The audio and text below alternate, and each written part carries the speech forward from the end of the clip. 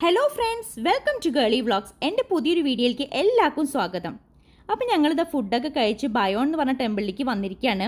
ഇത് Angkor ഏരിയയിലുള്ളതാണ്. Angkor Wat ടെമ്പിളിൻ്റെ അടുത്ത് തന്നെയാണ് ഈ ടെമ്പിൾ ഉള്ളത്. ഞാൻ മുന്നത്തെ വീഡിയോയിൽ പറഞ്ഞില്ലേ, ടെമ്പിൾസൊക്കെ കാണാൻ ഞങ്ങൾ ഓൺലൈൻ പാസ് എടുത്തു എന്ന്. ആ പാസ് ഉപയോഗിച്ച് നമുക്ക് ഈ അങ്കോർ ഏരിയയിലുള്ള എല്ലാ ടെമ്പിൾസും കാണാം. അതിലുൾപ്പെടുന്നതാണ് ഈ ബയോൺ ടെമ്പിളും. നല്ല ഭംഗിയുണ്ട് കേട്ടോ കാണാൻ. ഇവിടുത്തെ ഓരോ ടെമ്പിൾസിനും അതിൻ്റേതായ ഭംഗിയുണ്ട് കേട്ടോ.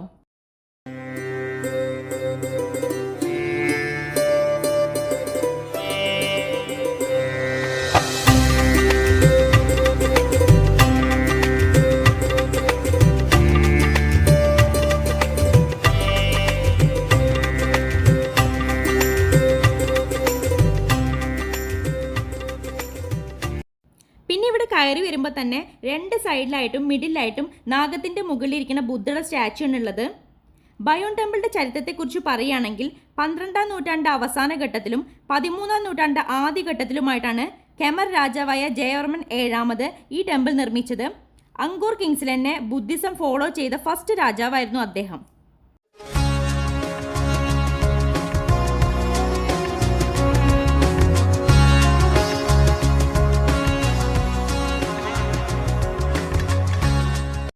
പിന്നെ അങ്കോർ സ്റ്റേറ്റിലെ ഏറ്റവും അവസാനമായി ഉണ്ടാക്കിയ ടെമ്പിളാട്ടോ ബയോൺ.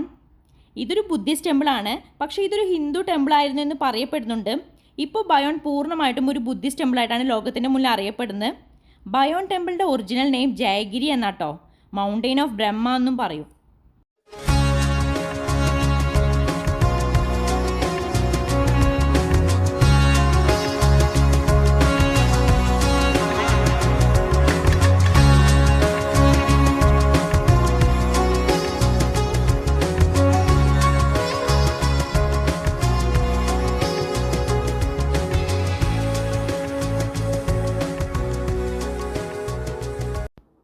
പിന്നെ ഈ ബയോൺ ടെമ്പിൾ നിർമ്മിച്ചിരിക്കുന്നത് സിറ്റിയുടെ സെൻറ്ററിലായിട്ടാട്ടോ.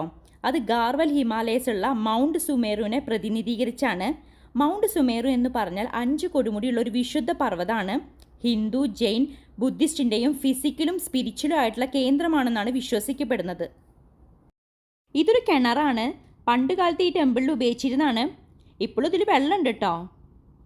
പിന്നെ ഇവിടെ ഒരു ശിവലിംഗം ഉണ്ട്. പിന്നെ ഇതൊരു ബുദ്ധിസ്റ്റ് ടെമ്പിൾ ആയതുകൊണ്ട് തന്നെ പല സ്ഥലത്തുനിന്നും മോങ്സ് ഈ ടെമ്പിൾ കാണാൻ വരും. അങ്ങനെ നിൽക്കുമ്പോഴാണ് കുറച്ച് ഏജ് ആയിട്ടുള്ളൊരു മോങ്കനെ കണ്ടത്. അപ്പോൾ എനിക്ക് ആളുടെ കൂടെ നിന്നൊരു ഫോട്ടോ എടുക്കണമെന്നുണ്ടായിരുന്നു. അങ്ങനെ ഞാൻ ആളോട് ചോദിച്ചു, ആൾ സമ്മതിച്ചു. അങ്ങനെ ഞങ്ങളൊരു ഫോട്ടോ ഒക്കെ എടുത്തു. ഈ മോങ്സ് അവരുടെ മതപരമായ ചടങ്ങുകൾ ഫുൾ മൂൺ ദിവസം ഇവിടെ നടത്താറുണ്ട് കേട്ടോ. പിന്നെ ഇവിടെ ഒരു ബുദ്ധയുടെ സ്റ്റാച്ചു ഉണ്ട്. ഇത് ഏറ്റവും മുകളിലേക്കുള്ള വഴിയാണ്, അത് ക്ലോസ് ചെയ്തിരിക്കുകയാണ്. പിന്നെ ഇവിടുത്തെ ചുമരുകളിലൊക്കെ അങ്കോർ വാട്ടിലെ പോലെ തന്നെ നമുക്ക് ഒരുപാട് കൊത്തുപണികൾ കാണാൻ പറ്റും. ഓരോ കൊത്തുപണിക്കും അതിൻ്റേതായ അർത്ഥങ്ങളുണ്ട് കേട്ടോ.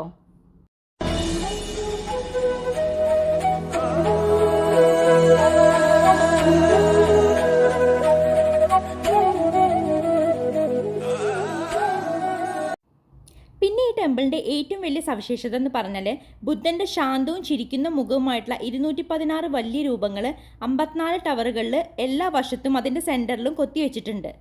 ഈ രൂപങ്ങൾക്ക് രാജാവ് ജയവർമ്മൻ 7-ാമൻ്റെ മുഖമായി സാദൃശ്യമുണ്ടെന്നാണ് ചില പണ്ഡിതന്മാർ പറയുന്നത് കേട്ടോ. പക്ഷെ അവിടുത്തെ ചില ആളുകൾ വിശ്വസിക്കുന്നത് ഇത് ഹിന്ദു ദൈവമായ ബ്രഹ്മാവിന് വേണ്ടിയാണ് ഈ ടെമ്പിൾ നിർമ്മിച്ചതെന്ന്. കാരണം എന്താ വെച്ചാൽ ഈ വലിയ മുഖങ്ങൾക്ക് 4 സൈഡ് ഉണ്ട്. അത് ബ്രഹ്മാവിൻ്റെ 4 മുഖങ്ങളെ പ്രതിനിധീകരിക്കുന്നു. പിന്നെ ഈ മുഖങ്ങൾക്ക് 3 കണ്ണുകളുണ്ട്. അത് ഹിന്ദു ദൈവമായ ശിവ ഭഗവാന്റെ 3 കണ്ണുകളെന്നാണ് വിശ്വസിക്കപ്പെടുന്നത്.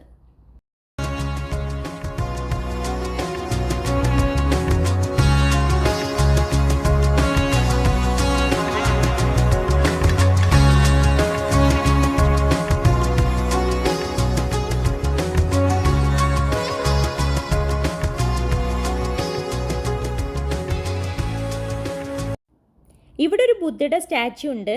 നാഗത്തിൻ്റെ മുകളിലിരിക്കുന്ന ബുദ്ധയുടെ സ്റ്റാച്ചു ആണുള്ളത്. ശരിക്കും പറഞ്ഞാൽ ഇതിലൂടെയൊക്കെ നടക്കുമ്പോൾ ഇതൊരു ടെമ്പിളാണെന്ന ഫീലിനേക്കാട്ടും ഉപരി ഈ പണ്ടത്തെ വലിയ 4 കെട്ട് 8 കെട്ട് തറവാടൊക്കെ ഇല്ലേ, അതിലൂടെയൊക്കെ നടക്കുന്ന ഒരു ഫീലാട്ടോ എനിക്ക് തോന്നുന്നത്.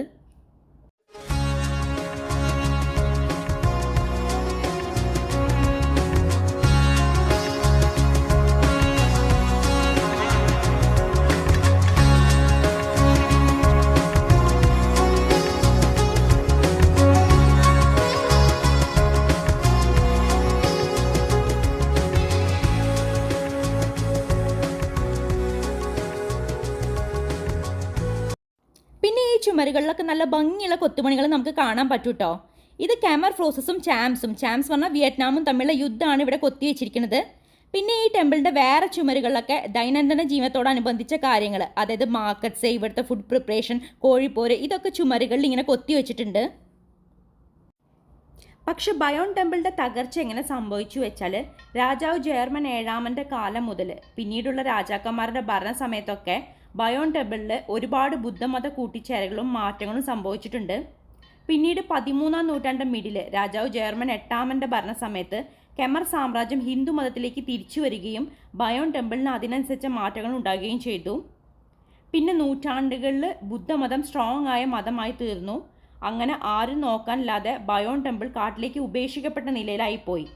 പക്ഷേ അതിൻ്റെ മുന്നേ തന്നെ ടെമ്പിളിൻ്റെ ഒറിജിനൽ സ്ട്രക്ചറിൽ നിന്ന് ഒരുപാട് മാറ്റങ്ങൾ വരുത്തിയിട്ടുണ്ടായിരുന്നു. പിന്നീട് 20ാം നൂറ്റാണ്ട് ആദ്യമാണ് ഇതിൻ്റെ സംരക്ഷണവും റീസ്റ്റോറിങ് വർക്കൊക്കെ നടത്തിയത്. അപ്പോൾ ഫ്രണ്ട്സ്, ഞങ്ങളിതാ ബയോൺ ടെമ്പിളൊക്കെ കണ്ടിട്ട് വേറെ ടെമ്പിളിലേക്ക് പോവാണ്. ഇത് അങ്കോർ ഏരിയയ്ക്കുള്ള വേറെ ഗേറ്റാണ്. നമുക്കിവിടെ കാണാൻ പറ്റും 2 സൈഡിലായിട്ട് വലിയ രൂപങ്ങൾ. അതെന്താ വെച്ചാൽ ഒരു സൈഡിൽ ദേവന്മാരും മറ്റേ സൈഡിൽ അസുരന്മാരും നാഗത്തിനെ പിടിച്ചിരിക്കുന്ന സ്റ്റാറ്റ്യൂസാണിത്. അപ്പോൾ അത്രയേ ഉള്ളൂ ഫ്രണ്ട്സ്. അടുത്ത വീഡിയോ ഞാൻ ഉടനെ അപ്ലോഡ് ചെയ്യുന്നതാണ്. എൻ്റെ വീഡിയോ ഇഷ്ടപ്പെട്ട് കാണുമെന്ന് വിചാരിക്കുന്നു. ഇഷ്ടപ്പെട്ടിട്ടുണ്ടെങ്കിൽ ലൈക്ക് ചെയ്യൂ, ഷെയർ ചെയ്യൂ, സബ്സ്ക്രൈബ് ചെയ്യൂ. അപ്പോൾ അടുത്തൊരു വീഡിയോ ആയിട്ട് കാണുന്നവരെ girly vlog signing off. By.